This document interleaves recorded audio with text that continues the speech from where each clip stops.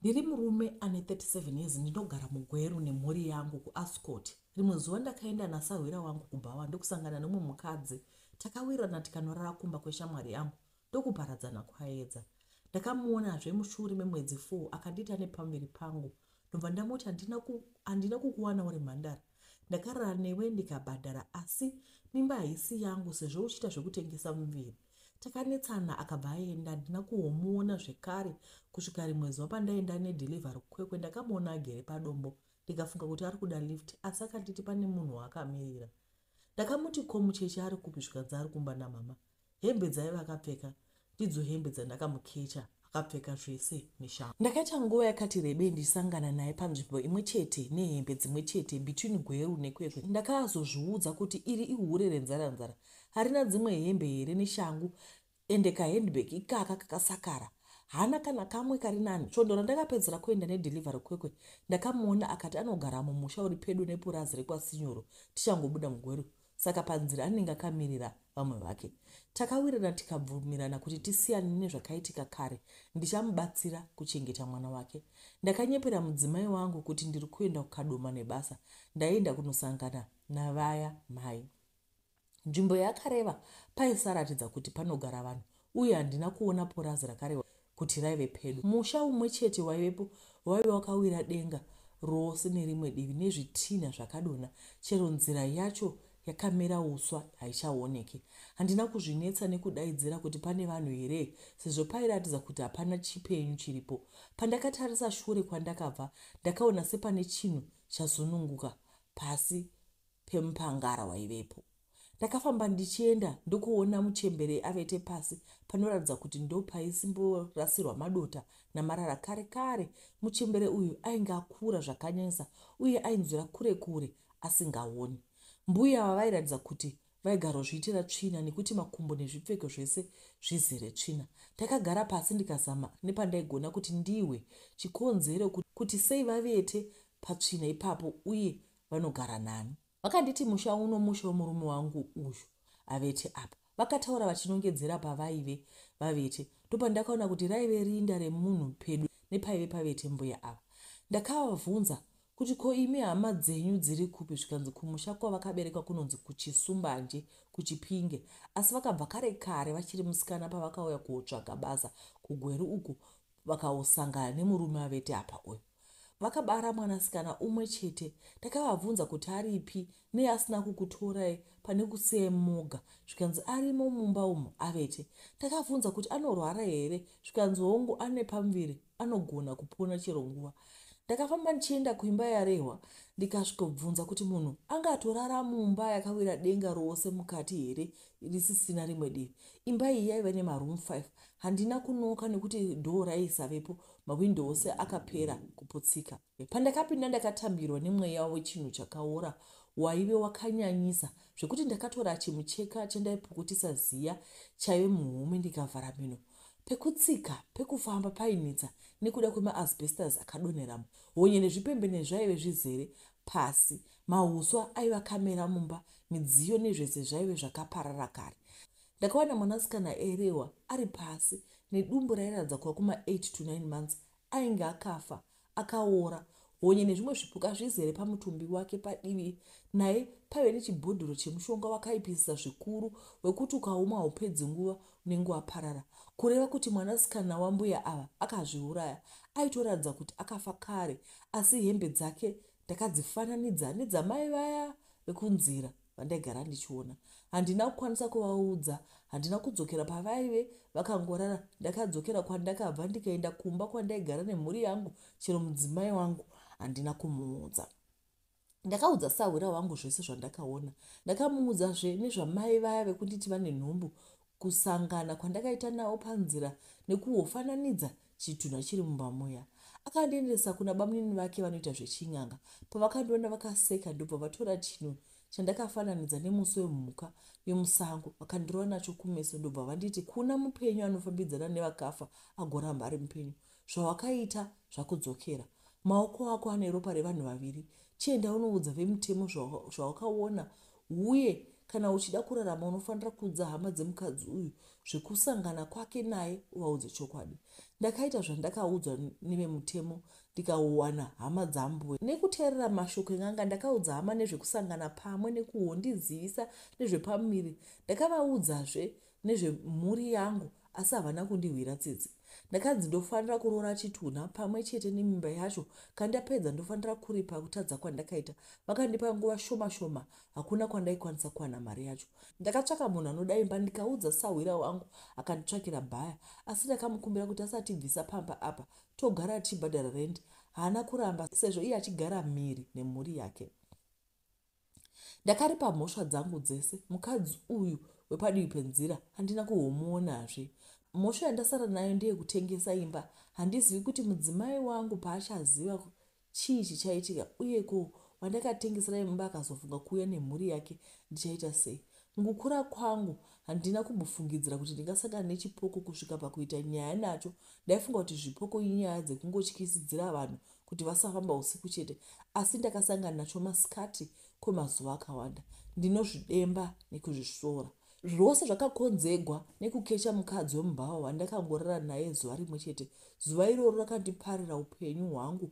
Pekutangira handichina, tariro yeupenyu handichina. Mamuka sei mhuri yeZimbabwe ndiyo nyaya yatawana. This is a very strange story. Ndakaitumirwa kuma 22:52. Ndamuka kuma past 3-4 ndikaona meseji ikandihlisa fani. Ndikati saka ndine mibvunzo yakawanda. Sisi vakakechiwa vari vapenyu here kana kuti vanga vagara vachitori chipoko? Ndobva vati ndine nhumbu. Ndine mibvunzo yakawanda fani. Kana kuti vakakechiwawo zveshuwa vari vapenyu ndokubva vanozomwa mushonga ndobva vazotanga kuita chipoko. There's a lot. Handizivi manje kuti imi ndimungandiudza kuti munhu yangagara ari chipoko here kana kuti anga ari mupenyu ndokubva zviuraya ndobva azoita chipoko. Asi nyaya inohlisa zvayo, ndio zvandangoona. Ngatipindei munyaya yedu yechipiri. Tanga pakukumbirwa weti. Tete zvamunoona nhamo yakashata, nhamo ine chitema. Ende kana uine nhamo unoita desperate decision. Asina kufunga. Ndava kuhwisisa statement yekuti never make decisions on an empty stomach. Nekuti unenge usingafungi zviri clear, unenge uchingoda kuti dambudziko rako riitwe solve ipapo. Tete ichitupa itai chekutsenga. Zita rangu ndinonzi Peti rekunyebera. Ndiri mukadzi ane makore 30, makore 2 akapera ndakatambwa 10 years nemukomana ndaifambidzana naye andichati Ben. Ben akandita hit and run ndikasara ndakazvitakura, asi akaramba kutora responsibility yenhumbu. Kuramba chaiko, chero hazvo ini ndaiziva kuti ndiye muridzi wenhumbu, handizivi kuti kwaive kupata here, asi ndakadozama kutizira kumba kwaairodha muchitungwiza ndikasvika mufesi arova pasi. Irodhi vake vainge vasingazivi kuti aindepe. Ndakamboenda kubasa kwaaishanda, kwaaibata mabasa emaoko. Vakanditi aiva asachauyi kubasa. Ipapo ndakabva ndaziva kuti ndave ndarova chadonha muguta guru. Mufesi aiva shamura. Chandainge ndasara nacho ievidence yekuti tatamba mutambo wevakuru wekubvisirana mabhurukwe. Tete unohwa senge unotsva. Tete makambopera mukana here musina kana plan. Ndakambozama kufona nhamba dzaaishandisa asi dzaisapinda zvamuchose. Ndakamboenda kuEconet kwainge arejista nhamba dzake dzerunhare kuti zvimwe pada ndingawana information inondibetsera kutrace Ben. Asi kuEconet ndakaudzwa kuti ndaitofanira kunge ndiine court order kuti ndiwane information yaBen nokuti vaisapa personal information yemunhu kune umwe munhu. Ndakaona kuti ava makata. Ndaizoenda kucourt kunoti zvaisataurika. Inini ndega ndakatozvona kuti hazviiti. Ndakazvigamuchira kuti ndaive ndabatiswa dombo ndarindira dhongi rakaora. Ende zvekublema munhu zvainge zvisisachabatsiri. Ndaitofanira kuita plan semunhu mukuru. Yadeuka yaive yadeuka. Pfungwa dzekubvisa nhumbu hadzina kumbobvira dzandibata tete. Ndingatoti ndaitya kubvisa nhumbu nokuti ndina cousin akafa achiunguza achidonha makonye abvisa nhumbu pasi pemuti. Ndokusarira fetus isina kunyatsobuda zvakanaka tete. Munhu ndokutanga kuora achifamba dzamara atisiya.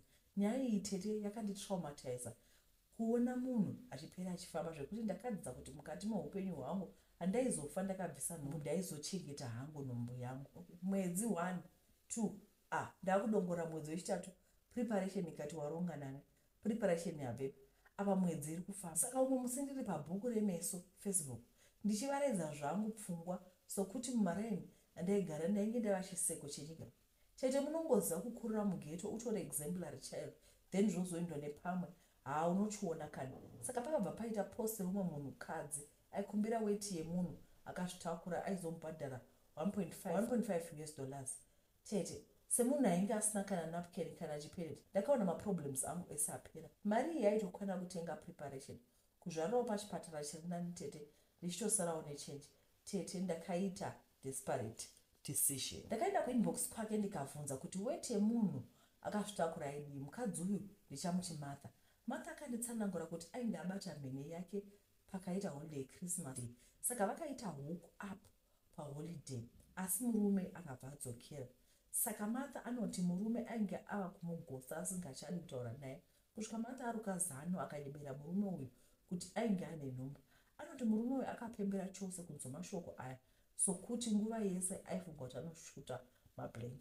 Martha aiti kubva zvaudza murume uyu kuti ane pamveri aiwa ukama hwavo hwainge hwadzokedzana zvekuti murume uyu ainge oburitsa mari kunge ATM uye aiti paari kudzoka paholiday yeEaster aida kuzoroora Martha. Asi Martha ainge ane dambudziko rimwe chete raida kuti batsirane kusova. Nhumbu ainge asina, aida kubhilivhisa murume uyu. Ndakati nyaya yacho yaida kuti tisangane face to face tikurukure. Martha neni takazosangana face to face akanditsanangura kuti aitoda weti yemunhu akazvitakura uye she was willing to pay for it. Zvaive zvisiri zvemahara. Ndakamuti zvaisanetsa ainotenga pregnant test ozotumira maresults acho kuna Arthur. Akanditi zvaive zvisingaiti nokuti iye nemurume vaizoita video call. Martha oita test yacho murume achiona virtually nokuti murume aive ambojutora musikana wainge ambodana naye. Saka weti ndiyo yaida ine hard evidence. Ndakasara ndine mubvunzo ini. Ndakabvunza kuti sezvo test iyi yaitwa murume achiona aizodipa weti. Akanditi zvaisanetsa paaenda kutoilet aizonochinjasa zvigaba zveweti otora yangu yake orasa zvake zvinenge zviari. Akanditi aida makuseni nekuti ndiyo inenge ine high levels of HCG kunyanya. Akandisira 500 kuratidza kuti ari pakuvimbika. Akati aiuya mangwana makuseni otora order. Akaita insist kuti ndisakanga maya makuseni. Akabva aoneka akabva aenda. Ko usiku wacho ndakambovata here tete. Ndaifara ndichironga nekurongonyora zvandaizotenga zvemwana nemari iya. Neniwo ndaizotenga maternity dress. Ndomboonekerawo zvitishet zvandaipfeka zvainge zvoshinya. Martha akauya mangwana makuseni kuzotora weti iya akapedzisa 1000 yainge yasara. Akati ainge asingagoni kunditenda nezvandainge ndaita uye tite keep in touch. Pregnancy journey yangu yakaita easier nekuti zvikwanisiro ndainge ndava nazvo. Ndikazofonera Martha ndikati ainge abudirira here kumurume uyu. Akanditi hongu zvainge zvafamba because the cows were coming home. Ndakabvunza kuti aizozvifambisa sei nekuti nhumbu yacho ainge asitorina zvamuchose. Akati she was going to fake a miscarriage. Onyorerwa tsamba yekuti nhumbu yakabva kuchipatara ane waanoziva ikoko. Second trimester ndakaipinda zvakanaka. Ndaidova chigwindiri. Kusikani ndakaenda vakanditi ndaive ndakatakura a healthy baby aikura zvakanaka without any abnormalities detected. Ndaidya zvandaida zvemacraving zviya nokuti mari ndainge ndisina kushandisa yese ndaive ndasiyawo kamwe kamari. naMartha taive tisinganyanyotaura tese.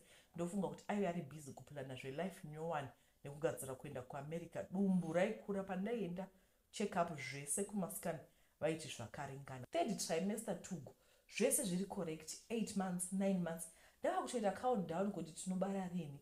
Tete musi uyu handina kunza mwana kutamba kwezuva rese. Ndikava worried sezvo kuma-checkups tainge tadzisa kuti zuva harifaniri kupera mwana asina kutamba mudumbu. Ndakapfeka mabhegi angu ndikamhanya kuchipatara. Zvese nemabhuku angu emacheckup nemasikani acho. Kuchipatara vakasvikoteerera mudumbu vakati ndiite scan yekuona kuti mwana mupenyu here. Tete marich aunt paanokumbira zvinhu izvi ngavagare vataura zvavari shuwa unhumbu hwakadaro kuita sei. Ndakaenda kuscan ndipo pandakarohwa neshoko yeupenyu hwese. Mudumbu mainge musina mwana zvamuchose. Mwana ndati mudumbu ainge asimo kana sign yekuti ndaive ndine nhumbu. Ndakabongomora mhere zvakavharira chipatara chese. Mwana ainge ainderi ende ndainge ndamiitiswa zvangu but I had formed a bond with my unborn child. Chiremba vakanditsangira kuti inonzi phantom pregnancy yekuti you look pregnant, you feel pregnant asi unenge usina nhumbu yacho. Zvokonzerwa netrauma kana hormonal imbalance.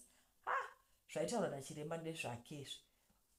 Zvakadzidzira basa asi ndaiziva kuti ndaiva nenhumbu. Pregnancy test ndakaenda ikaita positive masikani ndainge ndichienda achiratidza kuti mune mwana. Macheck-up ndaienda religiously zvichinzi mwana ari right. Chiremba undiudza kuti phantom pregnancy, saka heartbeat yemwana yaingoita disappear into thin air here. Zviriko here tete izvi? Ndakambozama kutsanangura chiremba ndichimuratidza masikani nemaripoti emacheck-up. Akaudza nesi kuti ndibaiwa jekiseni rekuti ndimboita sedation. Akaita recommend kuti ndiwane counseling yetrauma. Chiregai ndimbochema. Ndakabuda muchipatara ndakarembedza maoko. Dai zvakanzi ndakaita stillbirth ndaiti ndinoona guva rafuture wangu, asi paiva pasina zvose izvo. Future hakuna, future akaenda. Ndakafonera Martha kuti zvimwe ndingawana a shoulder to cry on. Martha namba dzake dzainge dzisachaiti. Ndakafunga kuti zvimwe akaenda kuAmerica, ndikamutsvaka pasocial media pake, wanike akandibloka, mameseji ese akadilita. Pakuzocherechedza ndipo pandakaona kuti Martha aishandisa ghost account. Martha ainge anditamba nyowani. Ndakazobvunza vakadzi vaitengesa airtime pedyo nekwaigara, vaiva vasingazivi zita rekuti Martha, asi aishandisa zita rekuti Cecilia. Vakadzi ava vaiva vandibatsira. Ndakatanga kutsvaka info pasocial media yendo ake, ndikaona kuti aitova rich auntie aiva nezimansion kumadheodheo Marare umu, ende aitwa neka life achiposta ari kuDubai, Maldives, Zanzibar, Bali. Ndakatoona kuti ndaive ndatambwa 10 ya zvakare. Martha stroke Cecilia aiva karomba nemwana wangu achita mwari yake. Recently ndakaona post yake pane rimwe group achikumbira weti achiti anobhadhara mayuya.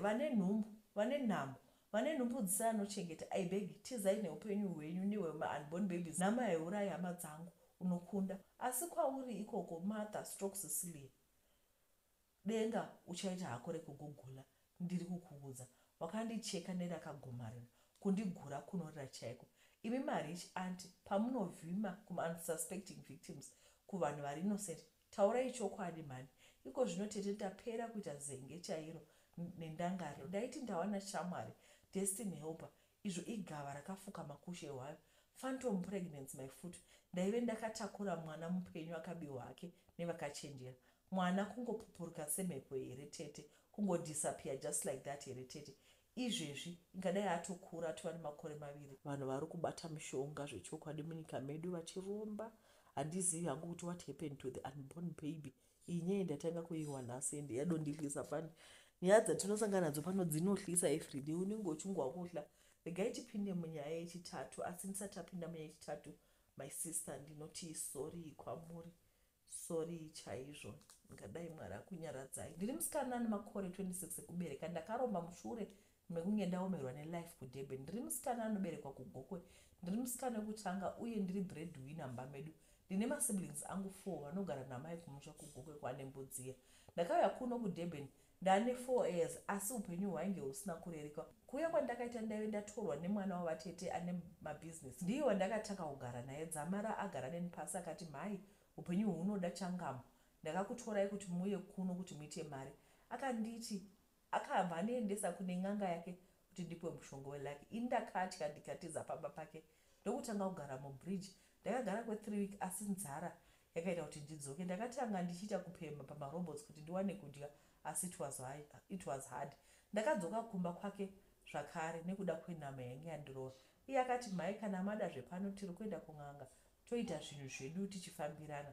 Panguva yandina kuziva kuti aive ane mhiko yekugara nenyoka muchiuno, aingonditi ndakanopiwa mushonga welaki ndikatanga kuita mari. Zvakare pagore vaifanira kuendesa munhu mumwe chete kun'anga. Ndosaka mwana wavatete vangu ainimanikidza. Ndakasvika pakuenda kun'anga iyi ndiyo yaiva last option. Ndaenda ndakanzi paidiwa paint ramai vangu nepicture yavo. Mwana wavatete akandipa mari akati, enda kuZimbabwe unotora paint ramai venyu. Asi ndikasadzoka chaizondiwana ndisamubvunza. Ndakakwira ndikaenda kotora paint ramai vangu pamwe chete nepicture ravo. Ndakavaendesera magrosari aiva akawanda, aivatengwa nemwana watete, vakafara zvekuti kunyange dai ndakada kupinza kuti mwana watete muroi ndaisawina. Ndakaba zvinhu zvamai vangu ndikadzoka kuDurban. Tikadzokera kun'anga ikatora paint ramai vangu ndokurisa mugata raive neropa. N'anga iyi pamba payo pane imbwa inogara ichibuda ropa kunhengo kwayo. Ndokutora ropa iroro nechisheu chehosho ndokunoisa maive nepaint ramai vangu. Pedzi yakanditambidza picture kuti ndibvarire kuita mapiece ndokuti ini ndikande mapiece aya mugati. Tapedza ndakanzi zvangu zvaita watova nemari. Tete tisvika kumba, mwana watete akandipa mari kuti nditange business rekuorder zvinhu. Ndakasvika pakuvhura shop muDurban, nanhasi ndichiri kutengesa. ndikaita mari in 3 months. Amai vakazondiudza kuti vane 3 months vachienda kumwedzi kasingaperi. Ndakavabvunza kuti zvakatanga rini, ndopandakaona kuti musi waiswa pendi ramai mugate tiri kunganga ndaitogadzira mai vangu. Ndakaudza mwana watete kuti kwadi kundiudza kuti ndiri kugadzira mai, akati zvine basa rei vachidya mari. Ndipo paakandiratidza nyoka yaiva muchiuno akati pese pandaikupa mari ndo nhama yandinenge ndichiona, hapana mari inouya, as long as uchiita mari handioni chauri kuchema. Tete ndakagumirwa. Ndakatanga kuita mabusiness trip, ndogara ndiri mundege ndichispenda mari, handisina mufaro nekuti zvakutobhuwa mari inowanda everyday. Amai vangu vakasvika pakufa vachibuda magodo eropa tete, ndikanzi ndisanovaviga mai vangu vanondimukira. Amai vane gore vashaya, handina zororo tete, mwoyo wangu unorwadza. Chandiudza pano amai vakati vachifa sister yavo yakatanga kubuda ropa zvakare, kureva kuti vanofa zvakare gore rino. Tete dai ndakaziva haitungamiri, asi musho wamai vangu uchasara wamarinda nekuda kwangu. Ndinoti kuna amai, zororai murugare. Zvinorwadza chokwadi. Kana waiswa pakona yakadai, kana usiri munhu ane backbone, sometimes people play with our mind vokuisa pakona, and it makes zvoita sekuti hapana a way out. Because kana waiswa pakona zvika kada kuti ugare pamba bangu tofa kutoenda kunganga tose, whether you like it or not, wopuwa mari unzi enda kuZimbabwe unotora point ukasadzoka hameno ako, wobva wadoinda woteerera kwauchagodii, because they have a way of tricking your brain into thinking kuti iwe ukasadodzoka uchadonofira kuZimbabwe ikoko. I'm very sorry my sister. Zvakaoma. Video munongosiyawo vakuru vatinavo muno mugurupu, tine vanhu vakuru vanoziva kuti zvinoitwa sei. Tokumbura musiye comment. Takupinda munyaya yedu yekupedzisira. Tete ndiri kuora chibereko ndichifamba mushure ndabva kuOman kwandainge ndaenda kunotsvaga magreener pastures. Nyaya yangu yakadai, ndiri mudzimai ane makore 45, ndakaroorwa nemurume wangu akaremara mushure mekunge aita tsaona kubasa kwake. Pakaita murume wangu tsaona ndokutanga kwakaita matambudziko mumba mangu tete. Ndini ndaive ndoona kuti vana vadya, vana vaendawo kuchikoro. Ndakatanga kuita musika, ndikatengesa musika kwe3 years. Life yaisava fair, mari yaipera pahand to mouth. Rent handichataura yainetsa kwana. Vana vakasvika pakuiswa pabhimu kuchikoro. So ndakazotoma nomwe mukadzi akandiudza nezvekuwana mabasa kuOman. Ndakaudza murume wangu, haana kuzvifarira. Akandiudza kuti kune slavery yakawanda, havabati vanhu vemuAfrica zvakanaka. Asi handina kuteerera. Ndakatanga kuitirwa process yekuti ndiende naagent, ndikatoreswa passport, visa rangu rikabva rabuda. Ndakaudza Habi kuti ndichanorara kwazisi vangu. Ini ndaitoenda musi wacho, ndaitenga zvinhu zvekufambisa ndichiviga kumba kwazisi. Ndakati ndava kuairport, ndipo pandakamuudza kuti ndaenda kuOman. Akatadza kana kundipindura, asi akangokata foni yake. Ndakaenda kuOman, ndikasvika ndikauya ndichitorwa paairport nadriver waemployer wangu. Ndakati ndichisvika pamba paemployer wangu, ndakatorwa foni nepassport. Ndakaona kuti zvandaiudzwa nemurume wangu chaivo chokwadi. Ndakapiwa pokurara, mumba maive nekabhedhi, but maive nemakamera. Maive neTV kumadziro, yaive ine flash, raive rine maporn video chete. Ndakazoshedzwa namadhamu akandipa maduties, asi murume akaita. Ndakatanga kushanda pamba apa, ndaimuka na5 am kunoita basa, ndoswera ndakamira kusvika usiku. Ndapedza ndichingopinda muroom, bosi vanenge vari mumashure kuti varare neni nembwa yavo. Ndakasvika pakuzvimba sikarudzi. Pandakazvimba sikarudzi, akatanga kurara neni nekumanyowa tete nembwa yake. Ndakasvika pakujaira life iyi, ndikagara 1 year ndisinawo ukama wandaitaura naye, ndichirara nembwa yemurume wabosi wangu. Ndakazorwara zvekuda kufa, ndipo bosi pavakandirapisa ndikabatwa infection yainge yakonzereswa nembwa yavo. Pandakabatwa sick iyi, bosi vakabva vati vakanga vakusakwanisa kurara neni zvakare, vava vakundisema. Asi vakatonofanira kurara nembwa yangu everyday kwe2 months nditsvaka umwe maid. Kana ndangomuwana ndokupa 10,000 US wodzokera kunyika kwako. Musikana akawanika achibva kuZimbabwe zvakare. Handina kubvumidza kutaura naye. Takapesana paairport, indichikwira kudzoka, iye achiendeswa kumba. Ndakanzwa tsitsi kuti dai aiziva zvaakunosangana nazvo. Ndichiuya kuno ndaitova right, hapana paindirwadza. Tete murume akanditambira ane kurwadzwa mukati, asi ndakamboratidza mari akafara hake. Handina kumubudira pachena kuti ndairara nembwa pamwe nabosi. Ndakati ndagara 2 months, ndakanzwa kuti muviri wangu hausi kuita zvakanaka. Ndipo pandakadonha kushopu kwandainge ndavhura mutown, ndikaendeswa kuchipatara. Ndakaudzwa kuti ndakapiwa infection nembwa uye iri kuoresa chibereko. Ndiri kurwara tete, hazvina kundimirira mushe. Ndinodemba dai hangu ndakateerera murume wangu, ndakagara nekuti mari yandainge ndakuita kushopa yakupera kumedication, apa ndisiri kupora. Tete, kana kune mubatsiri angandibatsirawo padambudziko rangu, ndibatsireiwo. Oh, vane veZimbabwe tatambura. This is very sad. I can just imagine the trauma that she went through kana uchivatisiwa nembwa every day. Zvinhu zviri uncomfortable say. I can imagine what goes into your mind every day. Ndofunga chero pakurara chaipo every day zvinhu zvinouya mupfungwa dzavo. Pedoweka ndisati tatambotanga kusvora vanhu kuti munoi mamboenderei kuomanikwa, handiti upenyu hunenge hwaoma, uri baba uri mai, murume anenge aparalyze otrega ndiendewo kumagreener pastures. Asi vari kutaurawo kuti murume wavo ainge avaudza kuti kuomani kunobatwa vanhu zvakashata. My heart goes out to her. Ingadai vawana vanovabatsira because kana aunzi kwai munhu ane infection muchibereko. Hey, zvinhu zviri animalistic. Imagine zvigwere zvinobva pamhuka, nhai vedu wee. Mwoyo wangu warwadza chokwadi. Nyaya dzose dzataverenga nhasi dzandisiya ndine kuswa kukuru. Asi tinoda kungoti since vakaenda kuchipatara, I wish kuti ingadai vakwanisa kuwana amenu here kuti chibereko chacho hachigoni here kubvisiwa. Anyway, muve nezuva rakanaka. Munongotisirawo macomments nyaya dzacho dzakatorebei, motiudza number 1, number 2, number 3, number 4, muchingokomenta zvakadaro. Muve nezuva rakanaka natena.